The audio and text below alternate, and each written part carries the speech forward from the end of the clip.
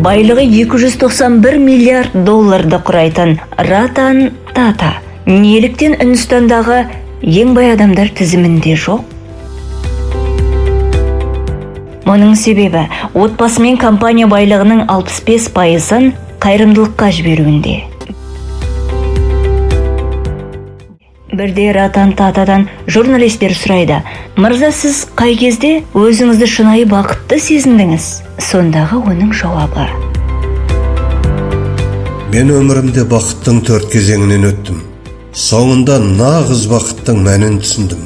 Бірінші қадам байлық пен ресурстарды жинау болды. Бірақ сол сәтте мен қалаған бақытқа жете алмадым.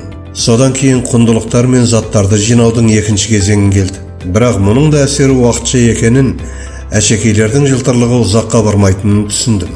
Одан кейін ірі жобалардың үшінші кезеңі басталды.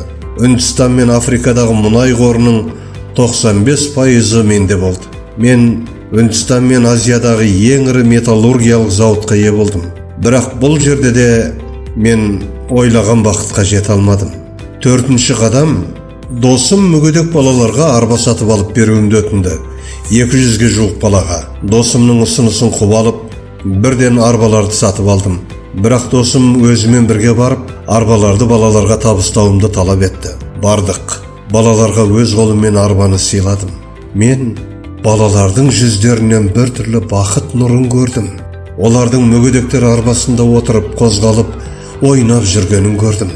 Мен сол кезде өзімді іштей керемет бақытты сезіндім. Кетейін деп жатқам, балалардың бірі аяғымнан шап беріп ұстап алды.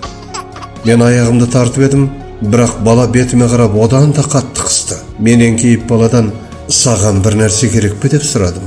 Сондағы баланың айтқаны мені таң қалдырып, өмірге деген көзқарасымды толығымен өзгертті. Ол: «Мен сенің жүзіңді жадымда сақтап қалғым келеді. Мен сені көкте көргенде танып, саған тағы бір мәрте алғыс айтқым келеді» деді.